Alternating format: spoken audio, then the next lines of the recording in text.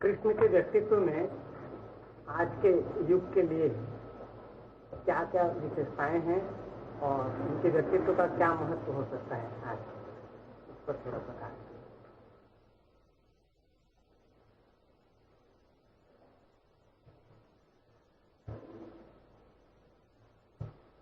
कृष्ण का व्यक्तित्व बहुत अनूठा है।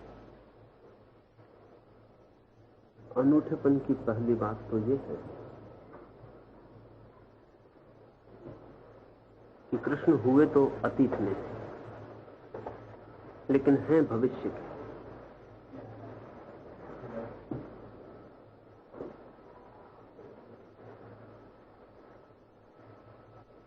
मनुष्य अभी भी इस योग्य नहीं हो पाया कृष्ण का समसामयिक बन सके। अभी भी कृष्ण मनुष्य की समझ के बाहर है। भविष्य में ही यह संभव हो पाएगा कि कृष्ण को हम समझ पाए। इसके कुछ कारण हैं। सबसे बड़ा कारण तो यह है कि कृष्ण अकेले ही ऐसे व्यक्ति हैं जो धर्म की परम गहराइयों और ऊंचाइयों पर होकर भी गंभीर नहीं, उदास नहीं, रोते हुए नहीं। साधारणतः संत का लक्षण ही रोता हुआ होना है, जिंदगी से उदास, हारा हुआ, भागा हुआ। कृष्ण अकेले ही नाचते हुए व्यक्ति, हंसते हुए, गीत गाते हुए। अतीत का सारा धर्म दुखवादी था। कृष्ण को छोड़ दें, अतीत का सारा धर्म उदास, आंसुओं से भरा हुआ है। हंसता हुआ धर्म, जीवन को समग्र रूप से स्वीकार करने वाला धर्म अभी पैदा होने को है। निश्चित ही पुराना धर्म मर गया है और पुराना ईश्वर, जैसे हम अब तक ईश्वर समझते थे, जो हमारी धारणा थी ईश्वर की, वो भी मर गई। तो जीसस के संबंध में कहा जाता है कि वो कभी हंसे नहीं।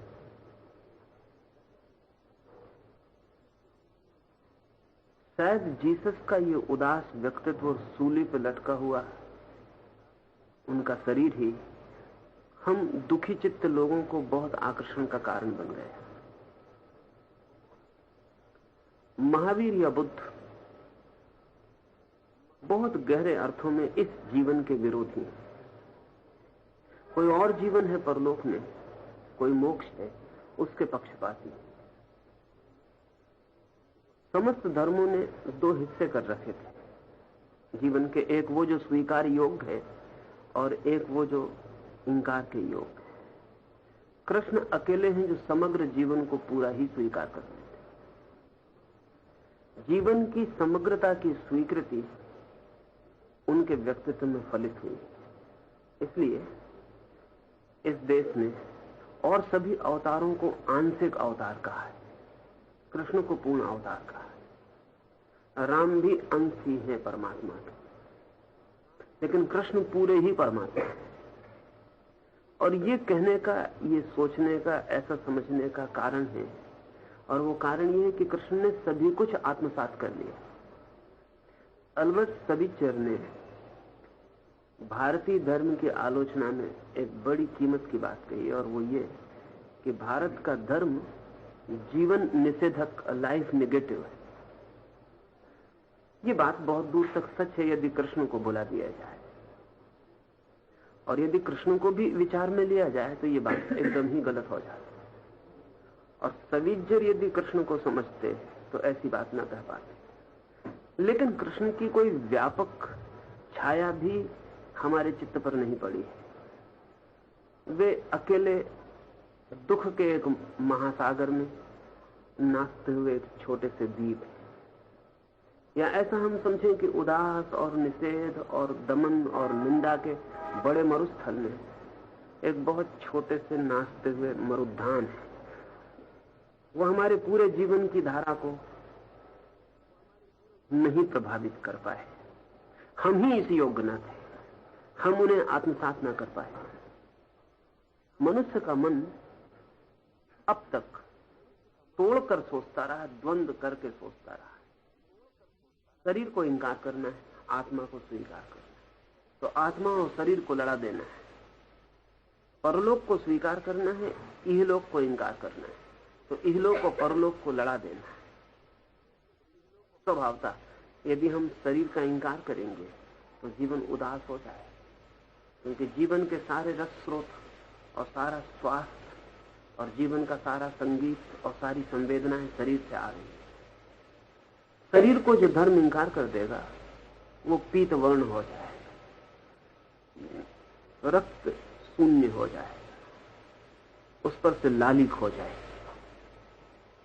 वो पीले पत्ते की तरह सूखा हुआ धर्म होगा। उस धर्म की मान्यता भी जिनके मन में गहरी बैठेगी वे भी पीले पत्तों की तरह गिरने की तैयारी में संलग्न, मरने के लिए उत्सुक और तैयार हो जाए। कृष्ण अकेले हैं जो शरीर को उसकी समस्तता में स्वीकार कर लेते, उसकी टोटलिटी।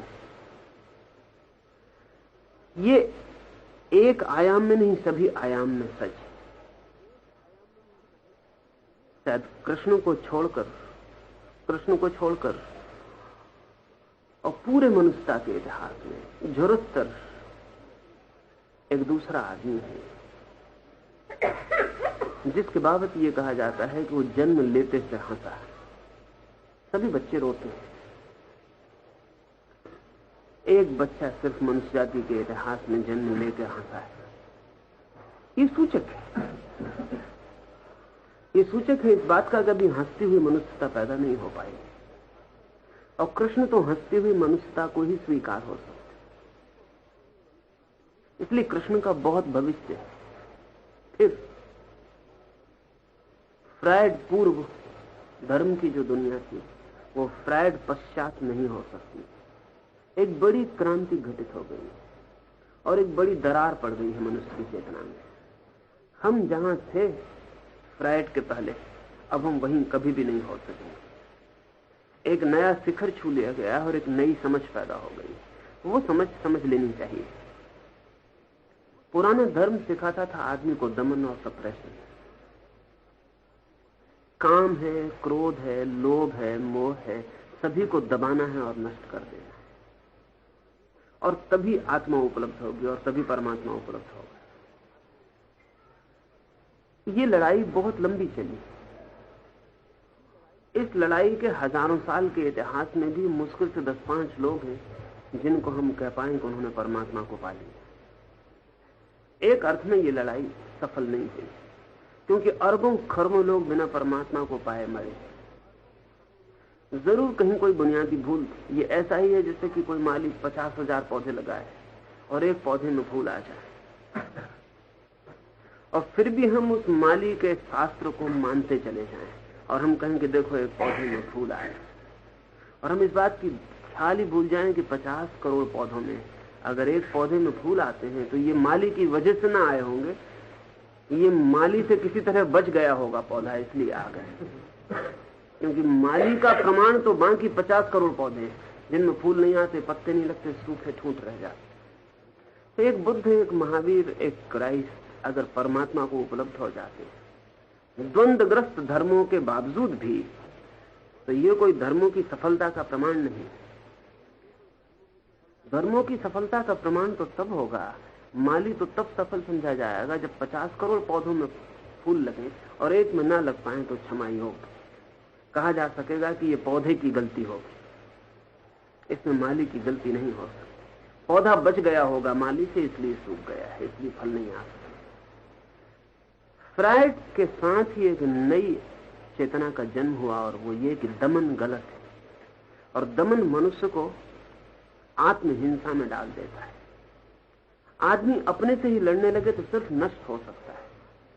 अगर मैं अपने बाएं और दाएं हाथ को लड़ाऊं तो न तो बायां जीतेगा न दायां जीतेगा, लेकिन मैं हार जाऊंगा। दोनों हाथ लड़ेंगे और मैं नष्ट करूंगा। तो दमन ने मनुष्य को आत्मघाती बना दिया, उसने अपनी ही हत्या अपने हाथों कर ली। कृष्ण